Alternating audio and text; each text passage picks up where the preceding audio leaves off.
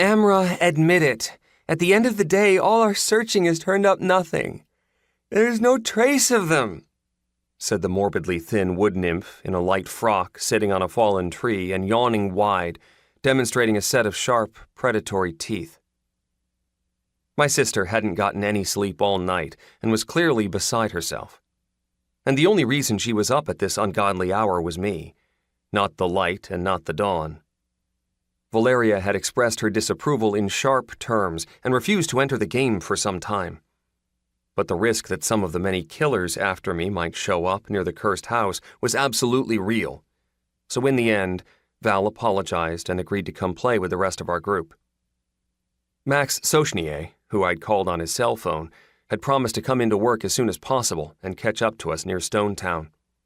And even Leon, after a moment of thought, asked me not to leave without him. I understood perfectly how difficult this choice was for the former construction worker, too. On the one hand, he had the half-destroyed goblin village of Tish, where his character, an ogre fortifier, had work lined up for a month, providing him a steady stream of missions, experience, and leveling. On the other hand, he was being asked to cast in his lot with our group, fleeing from hired assassins in peril and anonymity.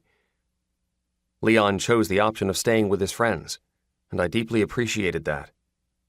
By now, he would have already arrived by taxi to the Boundless Realm building, and should have been entering the game at any minute. After that, we could all run for our lives to Stonetown. Taisha walked up to me, wrapped tight in my coat and accompanied by the clearly limping Akella.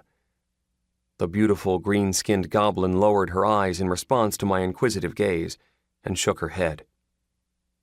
"I've got nothing. I walked around the Stonetown stockade and checked the gates a few times, but the lady wasn't there. I looked over the tracks left by the farm workers again, too. There are a lot of footprints, but none from a lady. The runaway must have left a few days ago. I sent Tamina Fierce's children with Lobo and White Fang back to check the road from Stonetown to Tish in the opposite direction. Although, as you must understand, the chances are low. We've already looked there a couple times." I swatted at a level 4 fly buzzing peskily around my ear. Our naiad trader hadn't been exaggerating.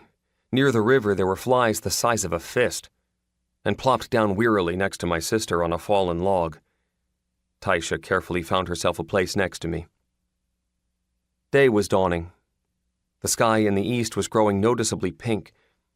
But today, I wasn't afraid of the sunrise, because I could already see plenty of thick rain clouds dashing about the sky like dark, tattered rags.